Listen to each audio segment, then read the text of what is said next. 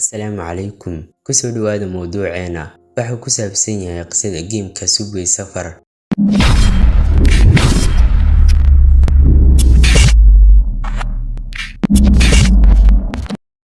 Waxaa laga yaabaa inaad ciyaartay geemkan Subway marar badan, sidoo kalena waxaa loola digay 1 bilyan oo jeer iyo wax ka badan. Haddaba maxay tahay qisada geemkan Subway Surfer? Waxaa jiray wiil yar oo la noolaa hooyadiis iyo aabihiis oo lagu magacaabo Peter. Sidoo kalena waxa uu taalinti u lahaa inuu wax sawiro. Sawiradaas oo ahaa kuwo macno weyn ku fadhiya. Waxa uu wax ku sawiri jiray rinjiga, isagoo ku sawiraya derbiyada. Laakiin aabihiis ayaa aad uga soo horjeeday wiilka yar derbiyada waxa uu ku sawirayo, isagoo u oggolayn inuu gebi ahaanba uu wax sawiro. Laakiin wiilka yarka muusan ahayn mid qaata hadalka aabihiisa, maadaama uu ahaa mid jeclaa wax sawiridda.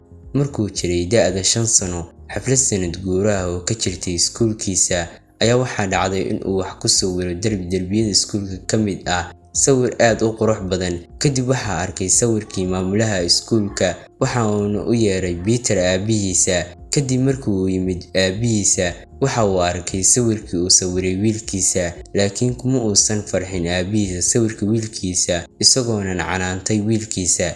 Kadib Peter aabihii ayaa ka raaligeliyay maamulihii waxa uu wiilkiisa meesha ku sawiray, oo yiri anaa marinaya rinji sawirka. Maamulihii ayaa yiri sawirkan iska daa oo meesha ha ku yaalo maadaama uu yahay sawir aad u qurux badan. Maamulihii ayaa yiri sawirkan waa sawir qof khabiir sawiri karo, wiilkan yarna taalinta ayuu u leeyahay inuu wax sawiro, waxa uuna u baahan yahay in la gacan qabto. Kadib Peter aabihiisa ayaa aad ugu farxay hibada uu leeyahay wiilkiisa. Kadib waxa uu go'aan ku qaatay inuu wiilkiisa gacan qabto uuna u baneeyo qol aad u weyn si uu wax ugu sawiro. Waxa uu ku yiri aabbo waxaad doonto ku sawir markaa dhamaysana ani ii yar si aan rinji u mariyo. Aad ayuu ugu farxay Peter hadalka aabihiisa. Peter marka uu iskuulka ka soo baxo boosteejada tareenka ayuu ku sugi jiray aabihiisa. Maalin ayaa waxaa dhacday intuu aabihiisa ku sugayay boosteejada inuu ku fikiro inuu derbi u dhowaa uu wax ku sawiro.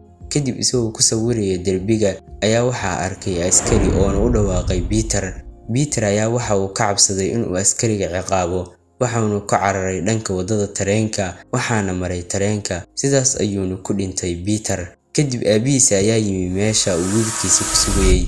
Askariga ayaana u sheegay arrintii meesha ka dhacday. Aad ayuuna uga xumaaday Peter aabihiisa maadaama uu aad u jeclaa wiilkiisa. Peter aabihiisa waxa uu ka shaqayn jiray shirkad samaysa geemamka oo lagu magacaabo Saibo. Waxa uu ku fikiray si mar walba loo soo xasuusto wiilkiisa Peter in uu sameeyo geem Subway Surfer la yiraahdo. Haddaba intaas ayuu ka eegyahay mawduuceena.